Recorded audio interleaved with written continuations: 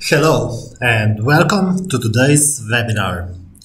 So the new Phantom RTK has arrived, and today we will be looking at its benefits and its drawbacks.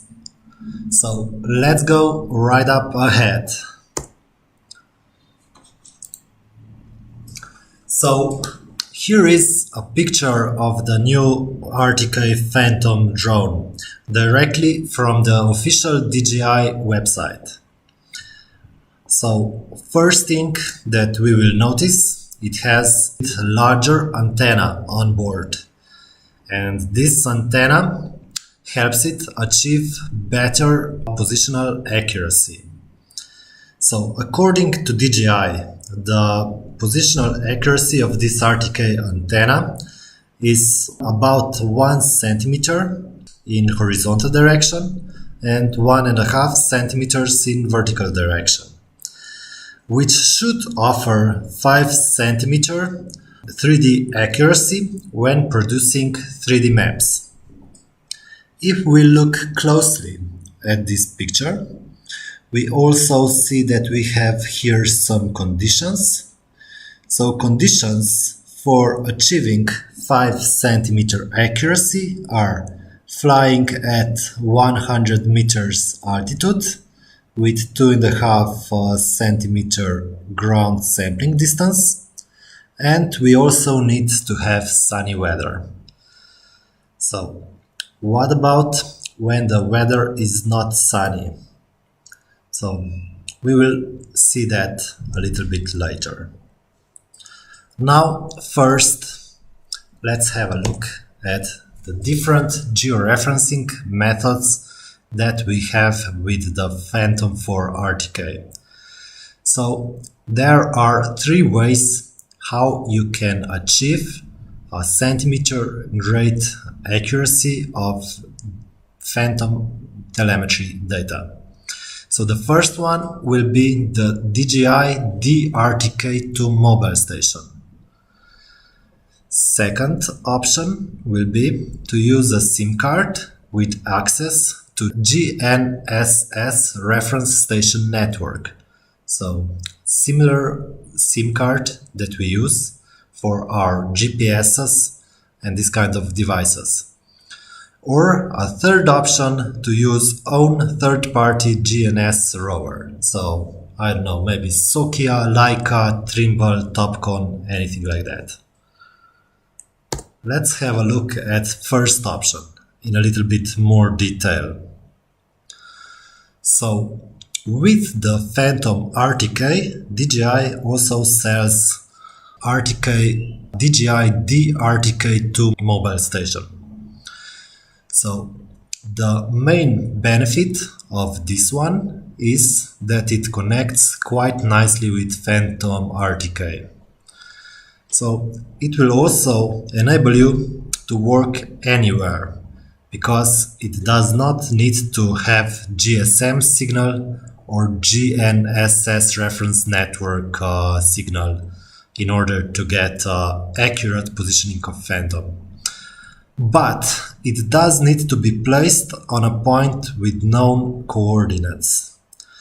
And another downside is that it costs around 2,500 euros. So our customers who bought this solution, now most of the time when they go out into the field, they carry with them a drone plus 2 GPS rovers. They use one regular GPS rover to do the measurements on the terrain and to measure the position of the point on which they place the DJI DRTK mobile station.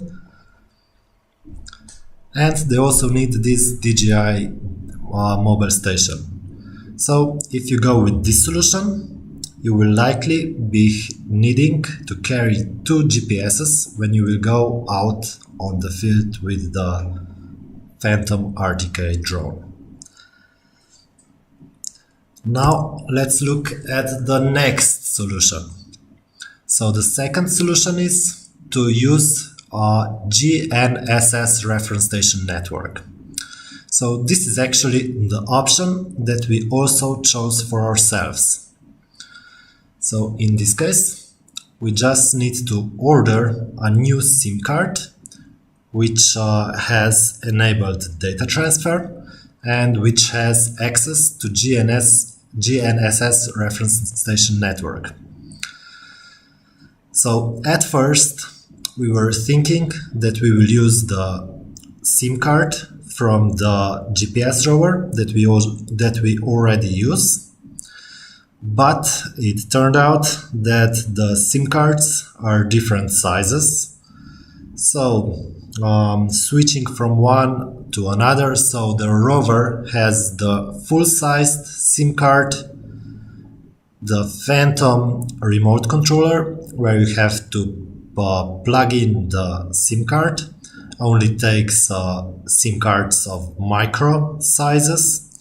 So we already had a problem here. Then it's also not very nice to continuously take SIM card out of one device, putting it into the other. So in the end, we just decided to take out another subscription for the GNSS reference station network access. So now for this we are paying additional 100 euros per month.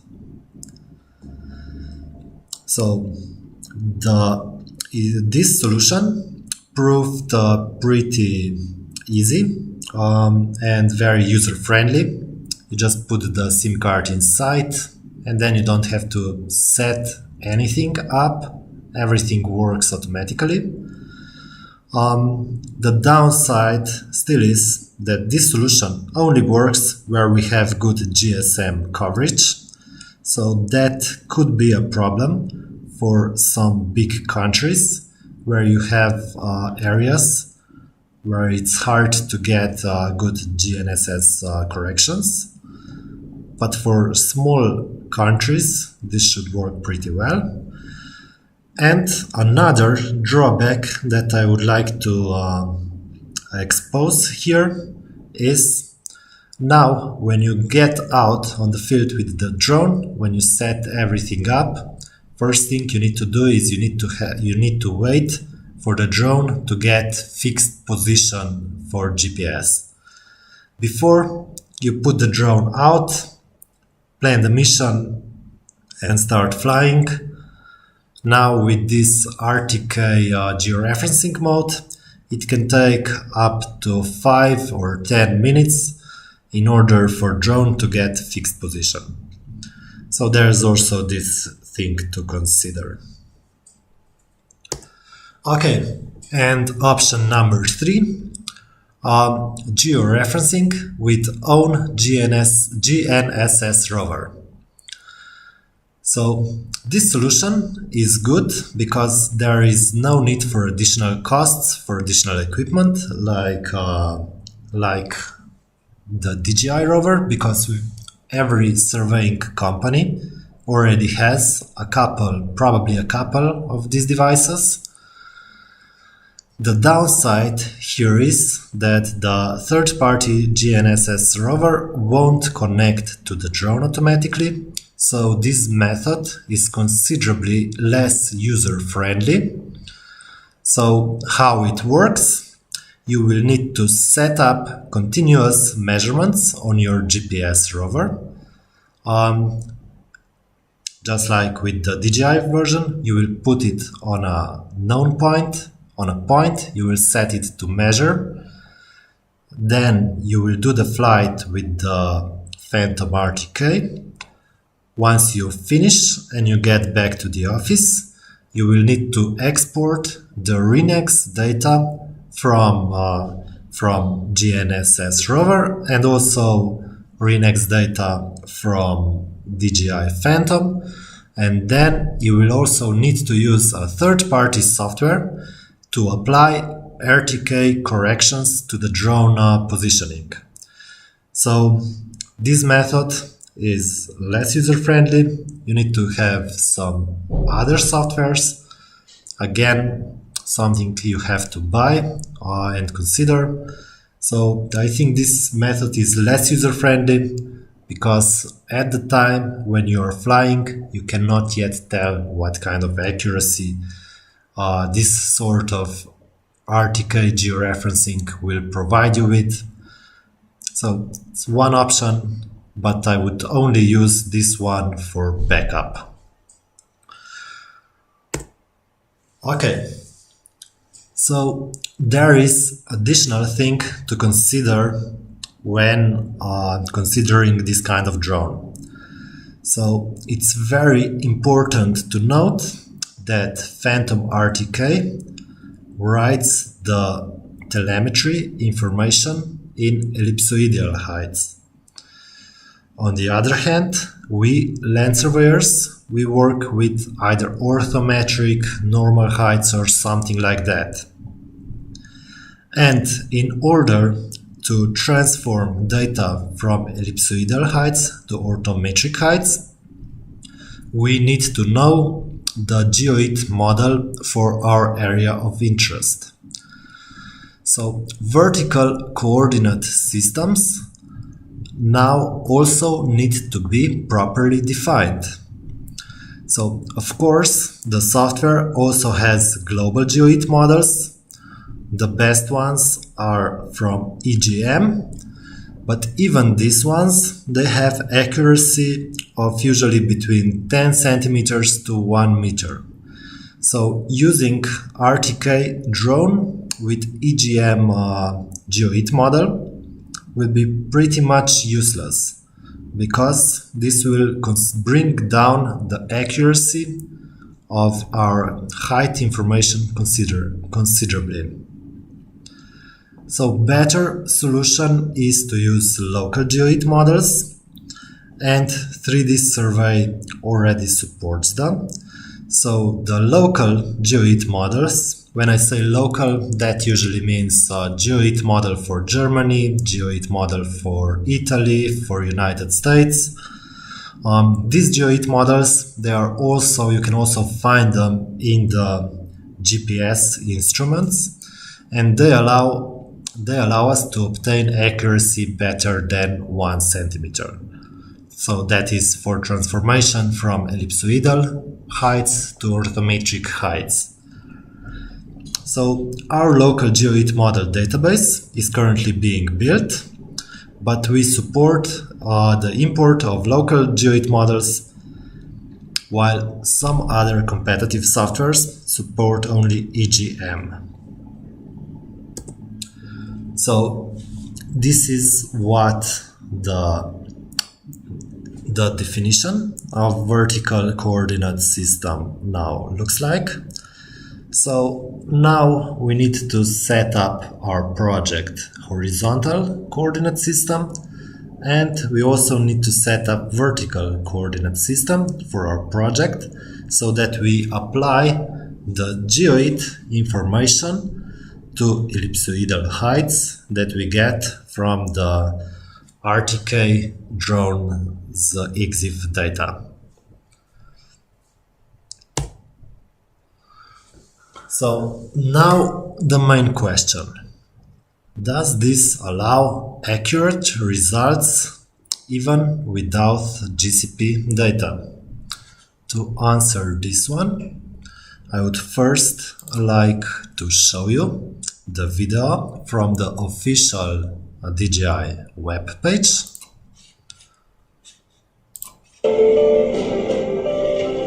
Setting up ground control points used to be a time-consuming process.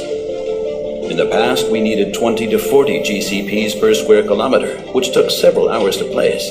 By deploying the Phantom 4 RTK, we can reduce the number of GCPs to 3 to 5, and even to 0 under certain circumstances. So, okay, we can reduce the number of ground control points even to 0 in certain circumstances. But what those circumstances are? So that might prove a little bit harder question to answer. Let's have a look at let's have a look at two practical examples. first, let's see how import of data now looks in 3D survey. So we flew this drone a couple of times over some areas where we regularly fly our drones to test the data. And here I have a small data set, I think around 80 images or something like that. So here nothing has changed. We will set to import data from EXIF. And here I will now just select the GeoIT model for Slovenia. Press import. Okay. So what is new now?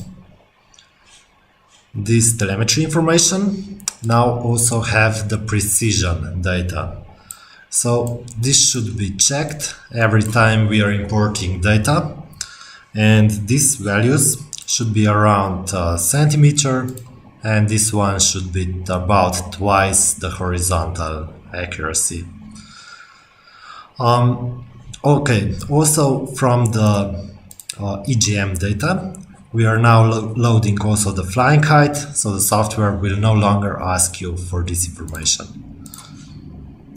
Okay, close. So now the processing would be exactly the same as before. We go to bundle adjustment and do global bundle adjustment.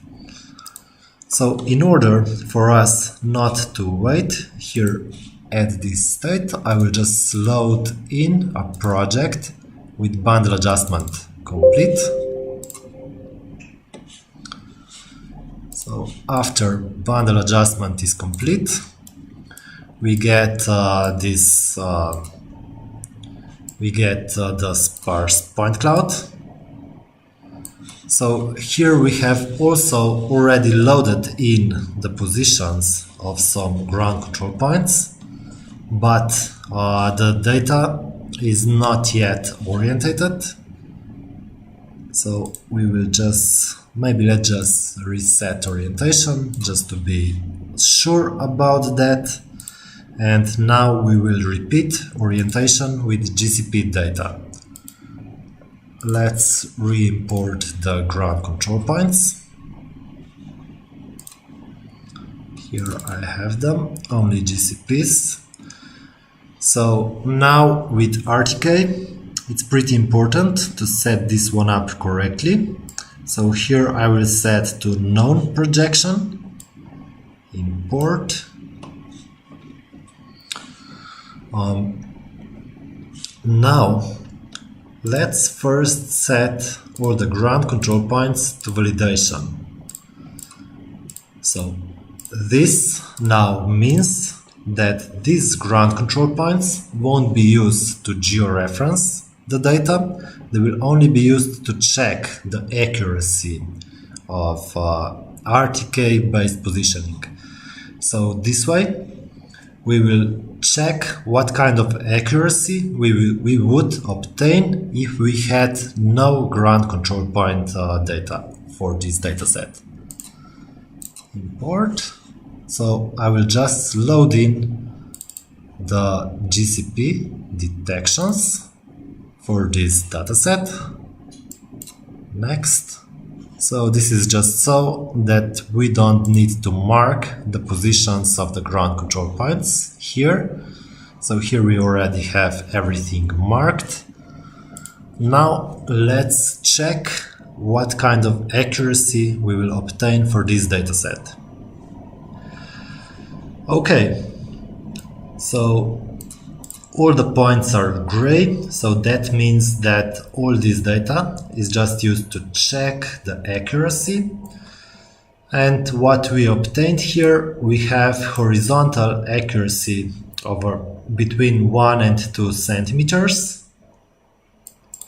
And for vertical accuracy based on these values, we could say that we got close to 5 centimeter accuracy, maybe a little bit better.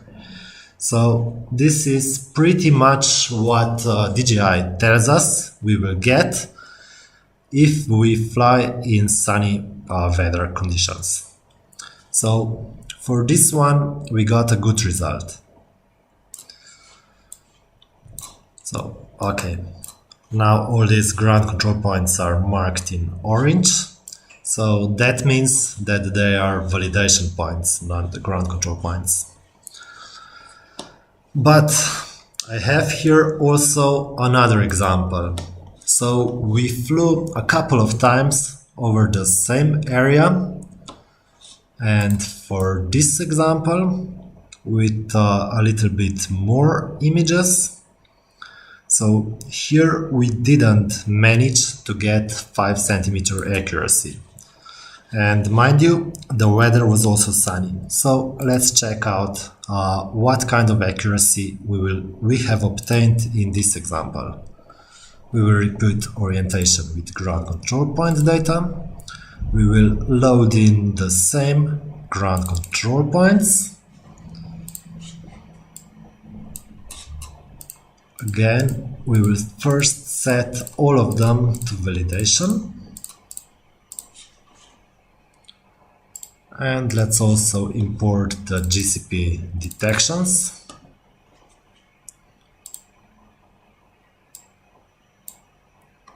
So these are the ground control points. I forgot, okay, yes, we have set everything to validation, that's okay. All the GCP detections, they are okay. Now let's wait and see what kind of accuracy we will obtain for this second example.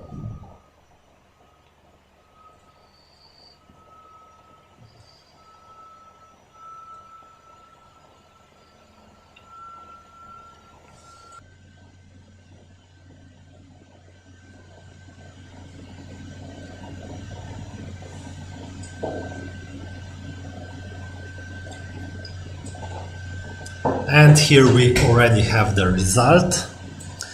So in this case, the accuracy in vertical direction that we obtained is around 20 centimeters.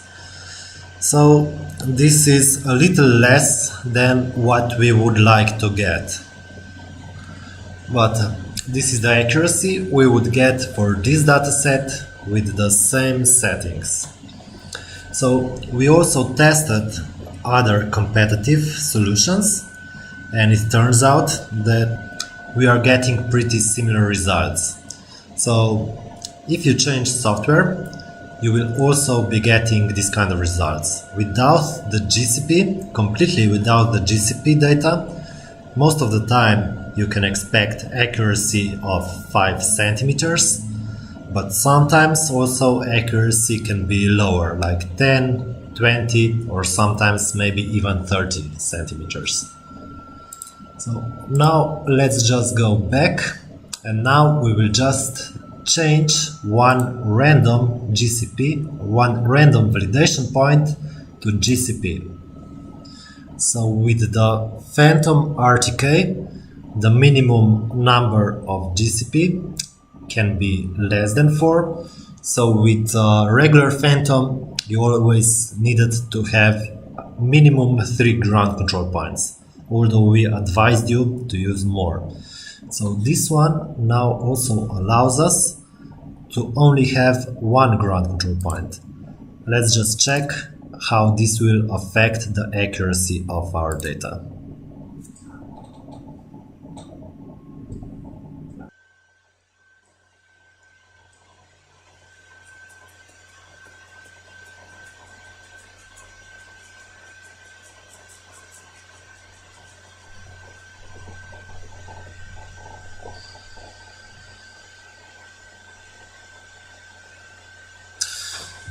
We can already see significant improvement in the overall accuracy. So this has now brought the accuracy, this has now increased the accuracy considerably. So Now we already have the result that we could work with. Maybe let's try to increase the number of ground control points a little bit further.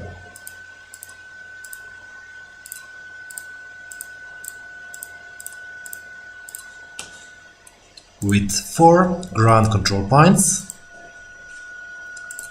we should get even considerably better accuracy.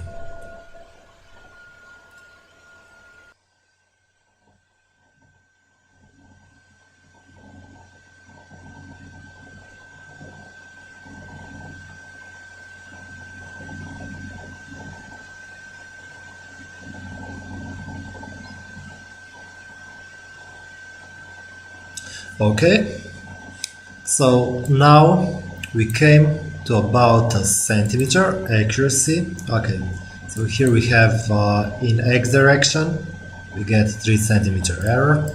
Maybe I think this is now very realistic data. And this is how we can improve significantly the accuracy of data we get from the RTK drone. So even the DJI says some things you can maybe do without ground control point data. So maybe if the required accuracy is not that high, but for most of the things you can work with 1 or for even better with 4 ground control points.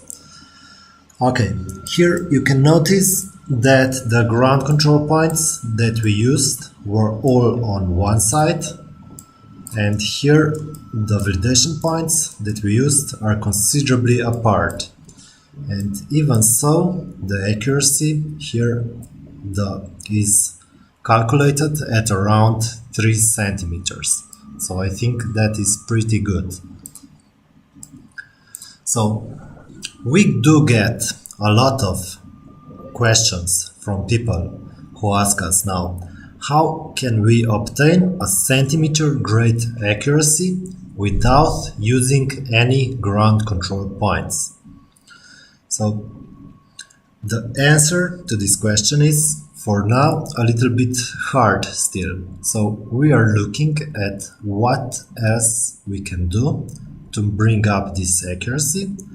But as a land surveyor, I think that for proper land surveying work, we shouldn't look at how we can do more without ground control points, because we should always have some way of checking the accuracy of our results. So I think that for the most important works, we should always lay down ground control points, just so that we can be sure of the data that we are obtaining, because in this way we can check very well the accuracy of the results. Also in school they taught us, if something is important, you need to measure it at least twice or 3 times. So without the ground control point data, we only have indirect measurements of terrain altitude. So it will always be better to measure also some points on the ground. So this is just my opinion. Of course, probably we will get to a point when ground control points won't be necessary. But for now, according to our findings, using the Phantom RTK can significantly reduce the number of required ground control points per flight. So before we were recommending 9 ground control points per 1 flight. So now this number has fallen to maybe 1, maybe 4 ground control points for 1 flight. Okay, let's get back to our presentation. So DJI Phantom RTK, should you upgrade? As we said, the main benefit of RTK drone is that it needs less ground control points per flight compared to regular Phantom drone. However, the main drawbacks of Phantom RTK are increased complexity. So in order to take full advantage of the RTK data, we need to use GeoIDs and we need to pay careful attention to drones georeferencing. The cost of RTK drone is also considerably higher. So the drone itself costs about 5,500 compared to about 1,500 for the regular drone. And for the most user-friendly solution, which is using reference network subscription for georeferencing, so that might also set you back another 100 euros per month. And also a third drawback to consider, Phantom RTK, the DJI has not yet released the SDK for the Phantom RTK drone, so there is no support for 3D Survey Pilot or for any other third-party app. You can only use it with the official DJI Go for RTK application. So, after we have said all this, let's now ask ourselves the question, should you upgrade? So, I think you will need to answer that one yourself. I think it all comes down to the cost that you have with setting up 5 additional ground control points per flight. So with 4 ground control points per Phantom RTK drone flight, you will get to around 1 centimeter, 2 centimeter, maybe 3 centimeters accuracy. So in order to obtain same accuracy with regular Phantom drone, you will have to set up 9 ground control points. So then you just need to ask yourself, what does it cost you to set up 5 additional ground control points per flight? It also comes down to how many flights you make per month, but if that is worth more than a couple of hundreds of euros per month, then the DJI Phantom RTK drone is the drone for you. So, these were our first impressions that we have to share with you about this DJI Phantom RTK drone. I would like to thank you now very kindly for your attention, and I'm looking forward to seeing you in future webinars. Goodbye for now and happy 3D surveying!